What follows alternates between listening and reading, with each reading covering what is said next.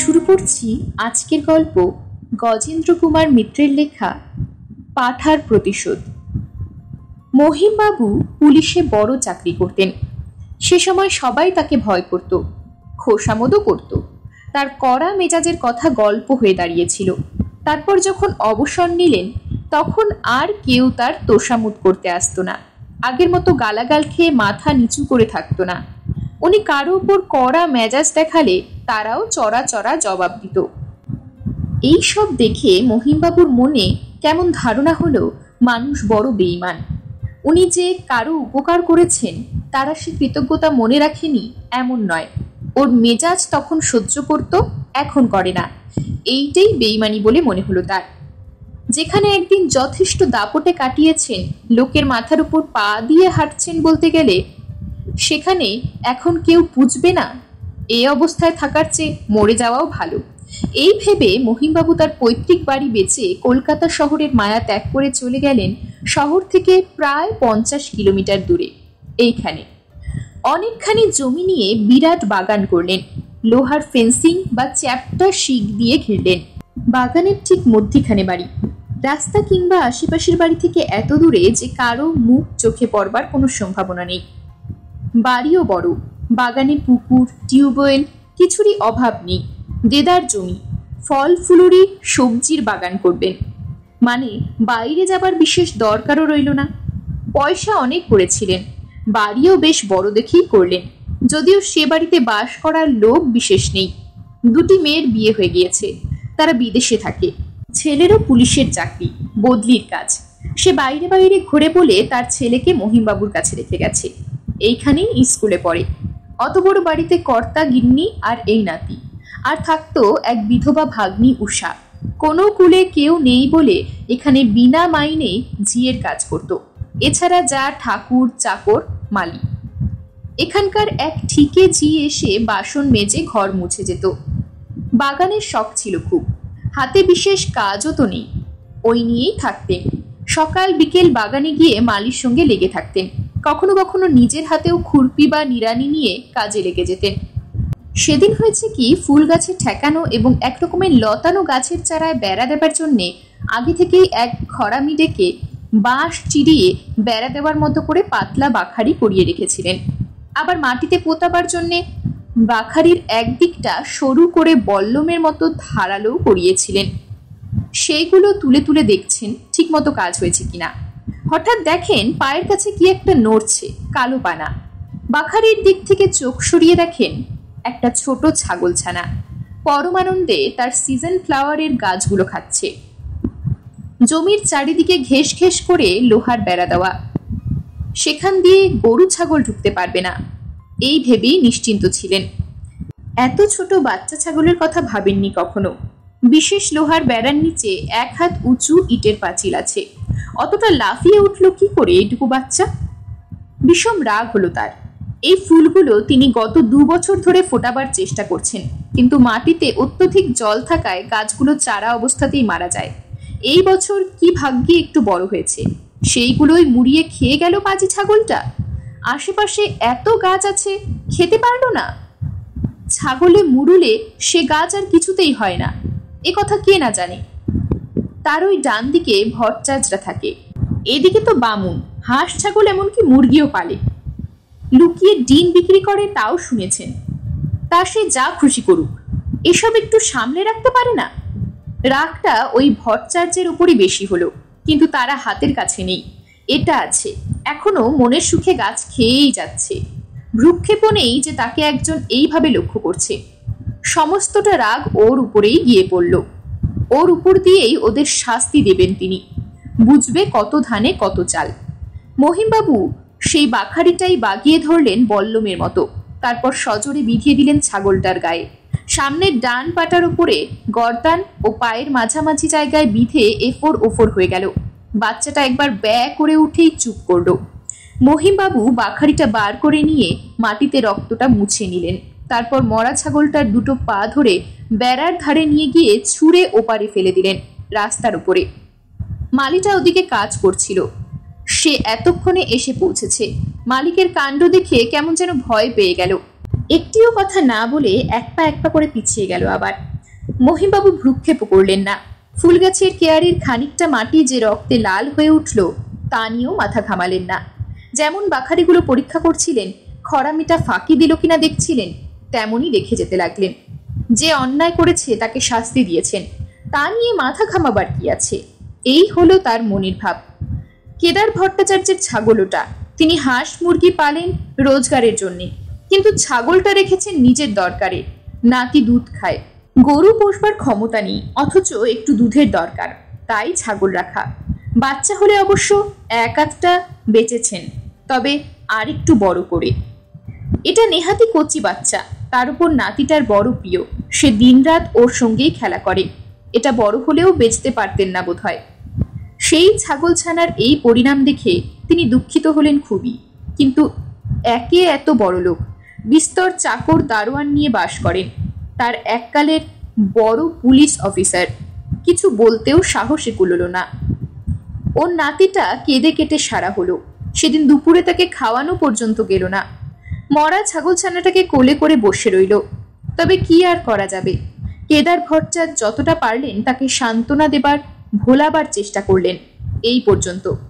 তাই বলে অত বড় লোকের সঙ্গে তিনি তো আর ঝগড়া করতে যেতে পারেন না। সেই দিনই বেলা 3টের সময় মহিমবাবুর নাতি অশোকের কি শখ হয়েছিল বেড়ার ধারে বড় কদম গাছটা থেকে ফুল পাড়বে।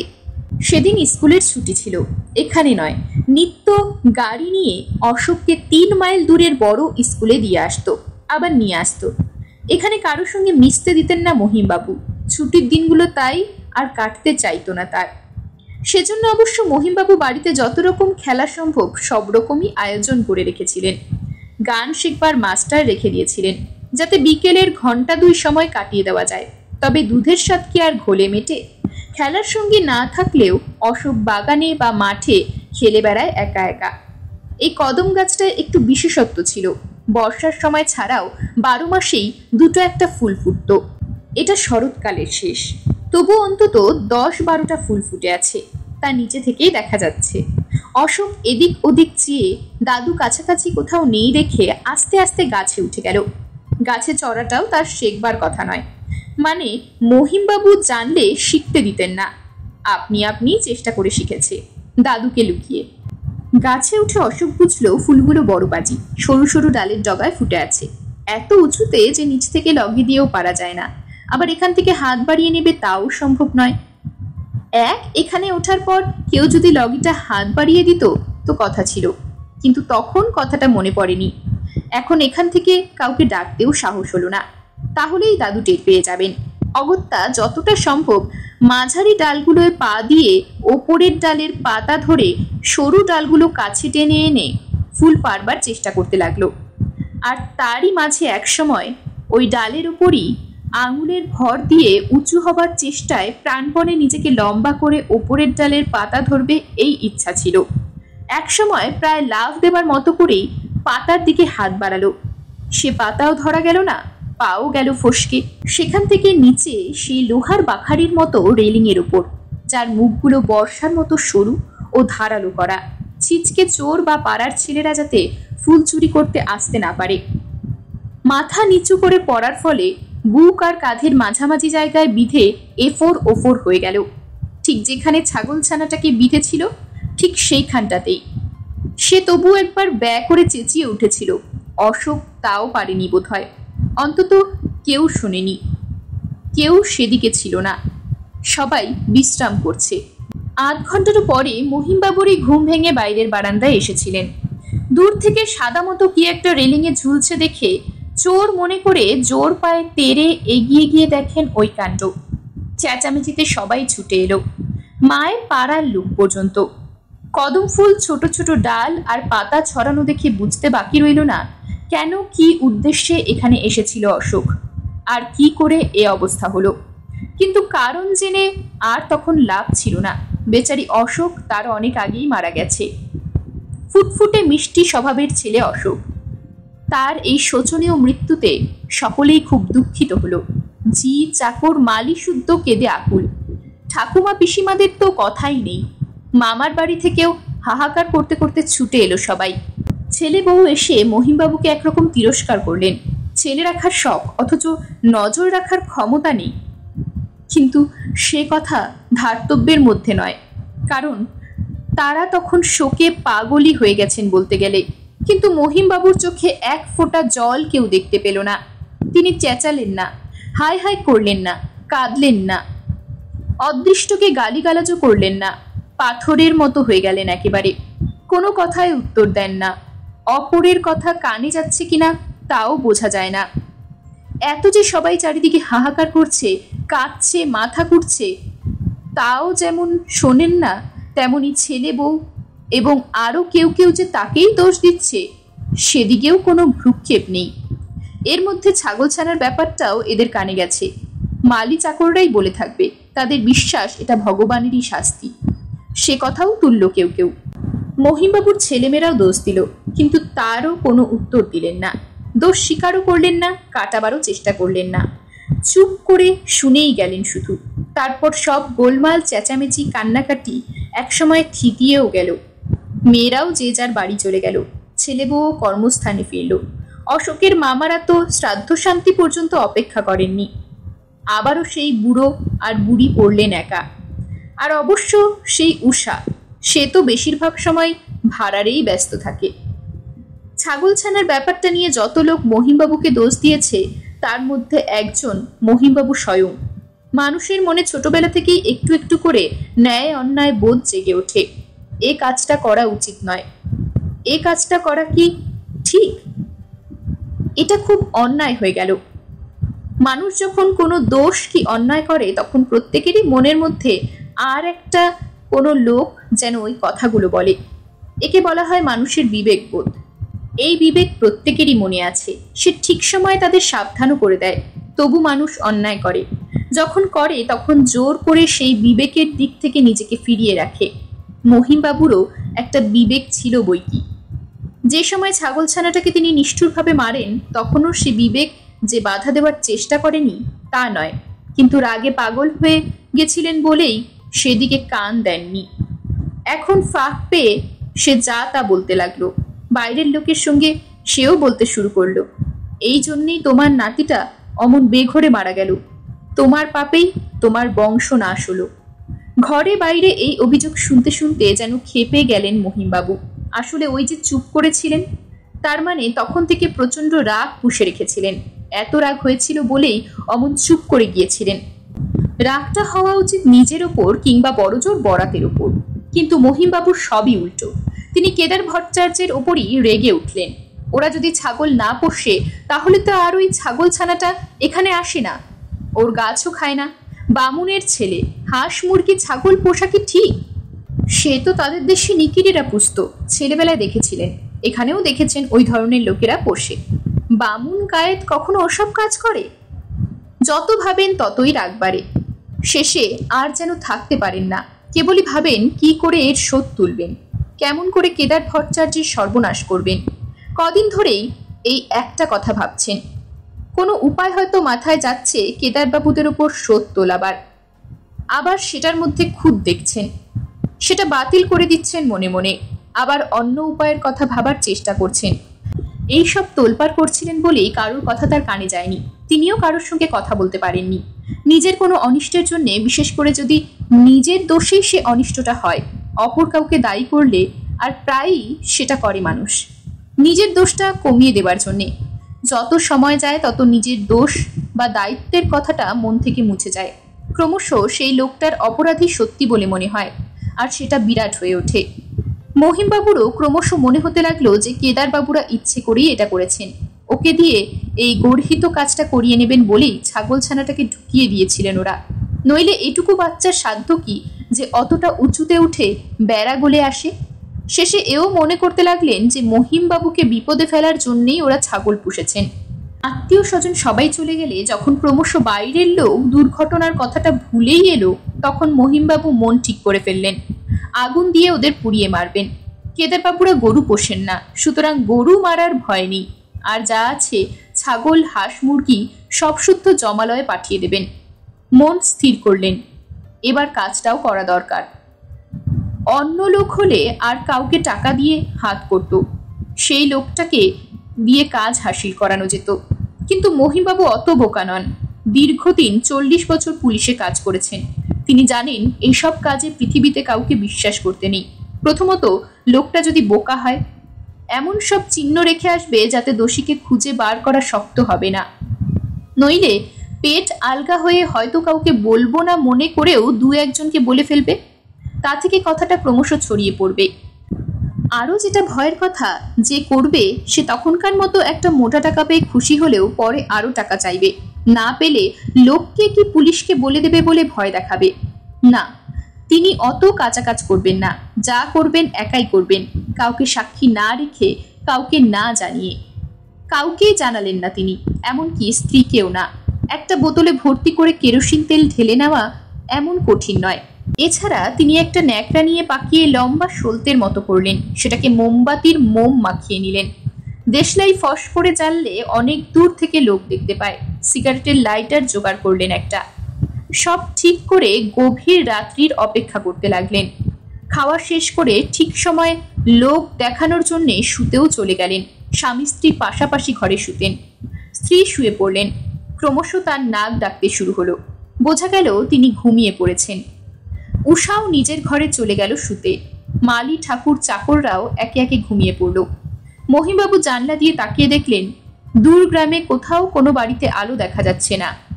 রাস্তার আলো বেশিরভাগই নেভানো, মানে বাল্ব চুরি গেছে। 2-1টা যা জ্বলছে তা বহু দূরে। মহিমবাবু আস্তে আস্তে উঠে খালি পায়ে বাইরে এলেন। বাড়ির সব চাবি তার কাছে জমা দিয়ে শুতে যেত চাকররা। সেদিকে দিয়েও কোনো অসুবিধে নেই। বাগানের কাজ করেন রবারের জুতো পরে, সেটা বাইরের রকে পড়ে থাকে। বেরিয়ে এসে জুতোটা পায়ে দিলেন। রবারের জুতোর আওয়াজ হয় না। তারপর দরজার চাবি দিয়ে বেরিয়ে পড়লেন। দিনের বেলা দরজার কবজার তলায় তেল দিয়েছিলেন জং ধরার নাম করে। কোথাও এতটুকু শব্দ হলো না, তাই মতলব ঠিক করাই ছিল। গিয়ে আগে মোম লাগানোর সলতেটা জ্বালিয়ে পেছনের একটা বেড়ার গায়ে লাগিয়ে দেবেন। ওদিকটা অনেক গাছগাছালি, অন্য কোনো বাড়ি থেকেও দেখা যাবে না। মৃদু মোমের আলো। তারপর ওই বোতলের কেরোসিনটা তাড়াতাড়ি চারিদিকের বেড়ায় বাড়ির দরজা জানলায় ঢালতে ঢালতে এগিয়ে যাবেন ওই সলতেটার দিকে। কাছাকাছি গিয়ে সলতেটার গোড়া পর্যন্ত ঢেলে ভিজিয়ে দিয়ে দ্রুত ফিরে আসবেন নিজের বাগানে। সলতেটা জ্বলতে জ্বলতে গিয়ে ওই তেলে ভেজানো বেড়া পর্যন্ত পৌঁছলেই দপ করে জ্বলে উঠবে সমস্ত কেরোসিন তেলটা। একেবারে বেড়ায় আগুন লেগে যাবে বাড়িটার চারিদিক ঘিরে। কারো পালাবার কোনো পথ থাকবে না। সব তো ঠিক, কিন্তু সলতেটা লাগিয়ে জ্বালতে যাবেন, কি একটা এসে তার পায়ে ধাক্কা দিল। অপরাধী ষড়যন্ত্রকারীর মন ভয় চমকে উঠে নিচের দিকে চাইতেই তার বুকে যেন একটা ধাক্কা লাগলো। মনে হলো দেহের রক্ত চলাচল বন্ধ হয়ে গেল এক নিমেষে। লাইটার ধরাই ছিল, দেখার কোনো অসুবিধা হলো না। নিচু হয়ে আলো ফেললেনও একটা ছাগলছানা। ছাগলছানাটাই এসে ঢু মারছে তাকে। কিন্তু এ কি? এ যে অবিকল সেই ছাগলছানা। সেই কপালে সামান্য একটু সাদা দাগ, একটা কান একটু কাটা। এটা কোথা থেকে এলো? একে তো তিনি নিজে হাতে মেরেছেন এই মাসখানেক আগে। যতদূর শুনেছেন আর কোনো বাচ্চা ছাগল তো কেদার ভট্টাচার্যের নেই। তবে কি সেটারই যমজ ভাই? কিন্তু ওই একটুখানি সময়ের মধ্যেই পুলিশ অফিসারের বুদ্ধি তার কাজ করে যাচ্ছে। ছাগলছানারা খুব তাড়াতাড়ি বড় হয়। তার যমজ হলে এই 1 মাসের মধ্যে অনেকখানি বেড়ে যেত। তবে তা যাই হোক, ছাগলছানা ছাড়া তো কিছু নয়। আবারও মনে বল আনলেন মহিমবাবু। বড্ড জ্বালাতন করছে ব্যাটা, ক্রমাগত ঢু মারছে তার পায়ে। তিনি মারলেন টেনে এক লাথি। সে লাথিতে না মরুক, অনেক দূরে ছিটকে গিয়ে পড়ার কথা। কিন্তু কিছুই হলো না। মনে হলো 1 ইঞ্চিও নড়াতে পারলেন না তিনি ছাগলটাকে। আর এ কি, চোখকে যে তিনি বিশ্বাসই করতে পারছেন না। ছাগলটা যেন একটু একটু করে বড় হচ্ছে না। লোকে বলে গোখরে সাপ যখন ফনা তোলে তখন তার চাউনিতে মানুষের কেমন যেন নেশা লাগে। সেও এক দৃষ্টে চেয়ে থাকে ওর চোখের দিকে। পালাতেও পারে না, সাপটাকে মারবারও চেষ্টা করতে পারে না। মহিমবাবুরও সেই অবস্থা হলো। লাইটারটা নিভে গেছে, কিন্তু কোথা থেকে যেন একটু আলোর মতো এসে পড়েছে সেই জায়গাটাতে। তাতেই তিনি দেখছেন ছাগলটা নিমেষে বাড়ছে। প্রথম বড় বাচ্চা, তারপর সাধারণ ছাগল, পরে দেখতে দেখতে রাম ছাগল। ক্রমে একটা বাছুর আরো একবার চোখের পলক ফেলতে না ফেলতেই গরুর মতো হয়ে উঠল। মনে হতে লাগলো মহিমবাবুর সেই প্রকাণ্ড পাহাড়ের মতো ছাগলটার চোখ দুটো যেন জ্বলছে। আর একটু পরে মনে হলো চোখ দিয়ে আগুনের শিখা বেরোচ্ছে, সে আগুন যেন ওকে এখনই ঘিরে ফেলবে। এবার একটা বড় ঘোড়ার মতো হয়ে গিয়ে শিং বাগিয়ে তাকে গুঁতোতে আসছে। আর সামলাতে পারলেন না নিজেকে মহিমবাবু, বিকট চিৎকার করতে করতে দৌড়ে পালালেন। পেছনে যে ওই দৈত্য কিংবা রাক্ষস কিংবা ভূতটা তেড়ে আসছে সে সম্বন্ধে তার কোনো সন্দেহ নেই, এখনই মেরে ফেলবে তাকে। গ্রাম জাগানো গলা ফাটানো সে চিৎকারে সবাই উঠে পড়ল, ওর বাড়ির লোকও। তারা দেখলো কেউ কোথাও নেই, উনি ঊর্ধ্বশ্বাসে ছুটছেন আর চেঁচাচ্ছেন। কোনো মতে ফটক পেরিয়ে বাগানের রাস্তাটুকু পার হয়ে ওর বাড়িরই বারান্দার সিঁড়ি পর্যন্ত পৌঁছে দড়াম করে পড়ে গেলেন অজ্ঞান হয়ে। কেউই কিছু বুঝল না, কেউই কিছু দেখেনি। পরের দিন কেরোসিনের বোতলটা আর পোলতেটা দেখে কেদারবাবুরা আন্দাজ করেছিলেন মহিমবাবুর শয়তানি মতলবটা, কিন্তু এর কোনো শাস্তি দেওয়া গেল না আর। জ্ঞান হলো বটে, কিন্তু জ্ঞান হওয়া তাকে ঠিক বলে না, কারণ সেই থেকেই উন্মাদ পাগল হয়ে আছেন মহিমবাবু। কাউকে চিনতে পারেন না, কারোর সঙ্গে কথা বলেন না, শুধু থেকে থেকে বিকট চিৎকার করে ওঠেন দিন রাত সবসময়। ছেলেমেয়েরা ডাক্তার দেখিয়েছে, অনেক চেষ্টা করেছে ভালো করার, কিন্তু কোনো ফল হয়নি। এরকমই আরো সব গল্প পেতে চ্যানেলটিকে সাবস্ক্রাইব করে দেবেন, আর গল্পটি যদি ভালো লেগে থাকে তাহলে লাইক, শেয়ার আর কমেন্ট করে দেবেন।